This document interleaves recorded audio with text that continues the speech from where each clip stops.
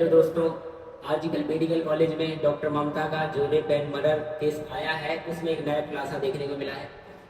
मैं आपको एक इसमें खास बात बता रहा हूँ। इसमें जो उनके डीन साहब थे डॉक्टर संदीप घोष करके, वो उसमें एक अलग तरह का रैकेट चलाया करते थे।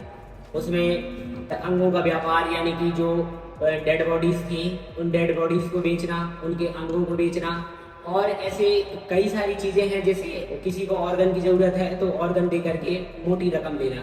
उसके अलावा भी ऐसे बहुत सारी चीज़ें हैं कॉलेज में, जैसे कि कॉलेज में डिस्पर्सिबल चीज़ें हैं, कॉलेज को मेंटेन करने वाली चीज़ें हैं, कॉलेज की पेंटिंग का पैसा, कॉलेज को व्यवस्थित मेंटेन करने वाला पैसा, या उस कॉलेज में हॉस्टल या कह सकते हैं कि हॉस्पिटल को मॉडिफाइड करने वाला जो भी पैसा आता था वो डीन साहब अपने पास रखा करते थे।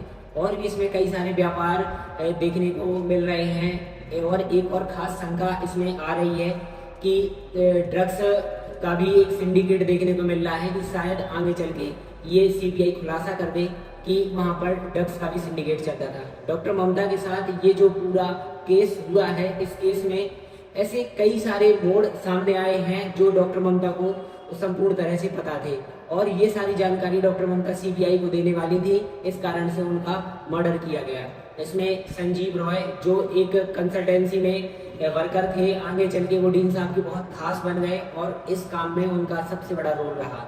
डॉक्टर ममता को आज इतनी बेरहमी से जो मारा गया है, ये मारने का कारण साफ तौर पे नजर आ रहा है कि इसमें डॉक्टर संदीप घोष, संजय रॉय थे, वो एक साथ मिले हुए हैं। और भी इसमें कुछ पॉलिटिकल पावर और उनके स्टाफ का जो भी लोग थे वो शामिल देखने को मिल रहे हैं। लेकिन सबसे बड़ा सिंडिकेट वहाँ पर डीन साहब यानी संदीप घोष साहब चला रहे थे, और वो उस सिंडिकेट को मेंटेन करते थे।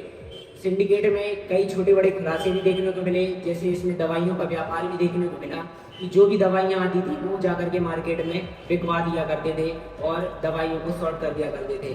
तो जो हॉस्पिटल को मैनेजमेंट करने वाली चीज़ें थी, जैसे हॉस्पिटल को क्लीन करना, हॉस्पिटल को मेंटेन करना, क्लीनिंग स्टाफ की भर्ती करना, या फिर कह सकते हैं सुपरवाइजर की भर्ती करना, इन सब में भी उन्हें बहुत ज़्यादा मोटी रकम की ज़रूरत पड़ती थी।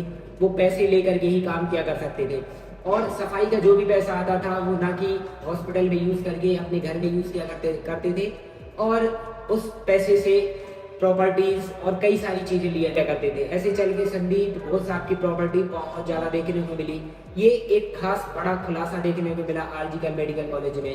हम सब लोगों का केवल एक ही बात पर कहना है कि जो डॉक्टर ममता के साथ हुआ, आगे चल के वो किसी भी इंटर्न डॉक्टर या कह सकते हैं महिला डॉक्टर के साथ नहीं होना चाहिए। इसके लिए मैं स्टेट गवर्नमेंट और सेंट्रल गवर्नमेंट से अपील कर रहा हूं कि आप इस सभी चीज़ों पर सख्त से सख्त कदम उठाएं, और सीबीआई को एकदम कह सकते हैं कि इस चीज़ में फोकस करके इसका खुलासा करना बहुत ज़्यादा जरूरी है, और डॉक्टर ममता को न्याय मिलना बहुत ज़्यादा जरूरी है।